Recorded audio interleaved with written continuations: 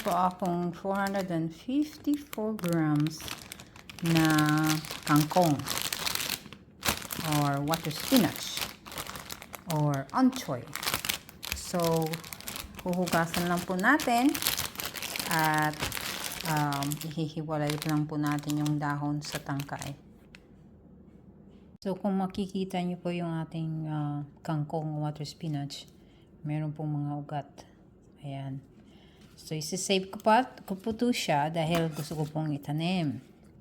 So, ang gagawin ko po, tatanggalin ko lang yung dahon. Ayan. Tira natin ng kunting dahon.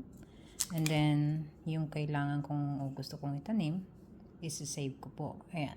Pwede ko na yung tanim yung ganito kalaki. Okay, ito na po yung aking tangkay na naitabi. Ayan, may mga ugat-ugat na po yan. So, ang gagawin ko po, ibababad ko po yan sa tubig para magkaugat pa ng marami bago ko ilalagay sa lupa o transplant sa lupa. Ayan. So, hopefully, tutubo siya ng maayos. Ayan. So, the rest na natira, yan po yung ating lulutuin na adobo. So, paghihiwalayin lang po natin yung dahon sa tangkay. So, yung paghiwa po ng tangkay, ganito lang. Ayan. Mga 2 to 3 inches. Like this. So, hiwalayin lang po natin. Ang dahilan po ng paghihiwalay kasi yung dahon po ay mas mabilis maluto kaysa tangkay.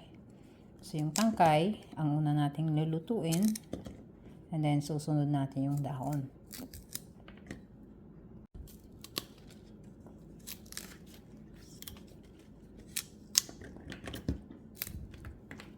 Napakasustansya po nitong kangkong. Nung kabataan ko, ito po parating ulam namin, kangkong. Adobong kangkong, o sinigang na isda na may kangkong. Marami po kasi kaming kangkong sa aming fish pond. Okay. So, kapag malapad po yung tangkay, pwede po natin hiwaan ng kalahati. Hihiwaan ng kalahati ng ganito. Ayan. So, para mas pantay ang luto ng ating kangkong, yung mga malalapad na tangkay, hihiwain po natin ng ganito. Ayan. Ayan, nahiwalay na po natin, nahugasan na po yan. Okay, talaga mukha pong marami talaga ang dahon kaysa tangkay. But that's okay. So, gigisahin po natin ang ating kangkong. Adobong kangkong ang ating gagawin ngayon. Kakailanganin po natin ng sibuyas, bawang, at luya. So, itong sibuyas ko medyo malaki kanina kaya binawasan ko. Maybe around half of a small onion. So, hihiwain na po natin ganito. Ayan. And then, ito pong luya, hindi po natin kailangan to lahat. Kaya, bawasan lang po natin. Just like this. 2 slices. Okay.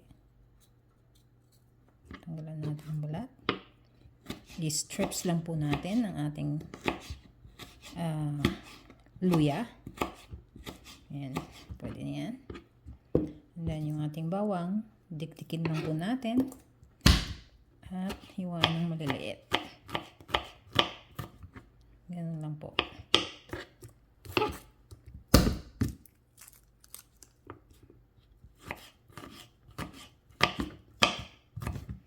Yan, pwede na po yan. Ready na po tayong maggisa. So, maglalagay po tayo ng mantika sa ating frying pan. Mga 3 hanggang 4 na kutsarang mantika. Okay. Gigisahin na po natin ang ating sibuyas.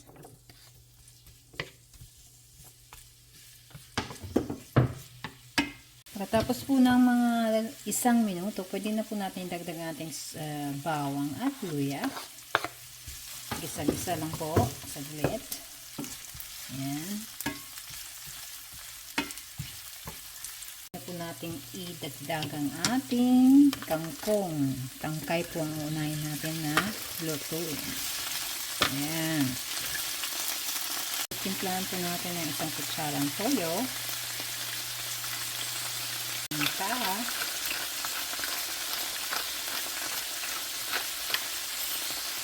haluin saglit.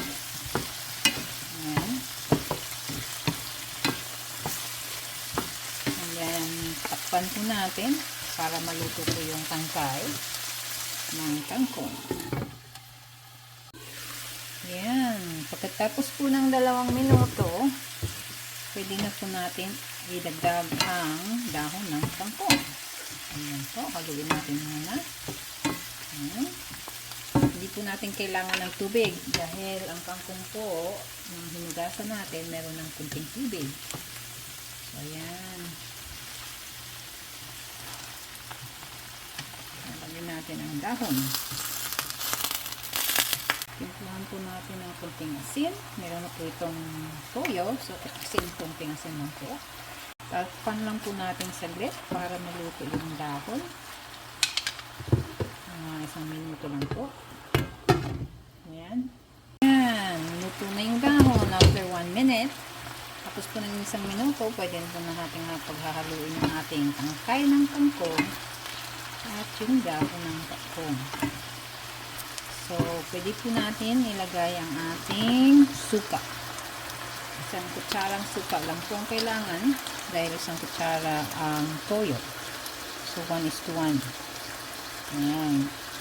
And then, lagyan lang po natin ng magic sarap. Kunti lang. Ayan. At dagdagan pa natin ng paminta. Ayan. Haluin natin ulit. Dahan-dahan lang ng paghalo. Luto na po ito. Pwede na po siyang ihain. Sarap po ito sa pritong isda at bagong lutong kanin. Sarap. Ayan. Kung gusto niyo pong i-adjust ang inyong timpla, i-adjust nyo lang po. Ayan. Luto na po yan. Pwede na natin kainin. Yummy!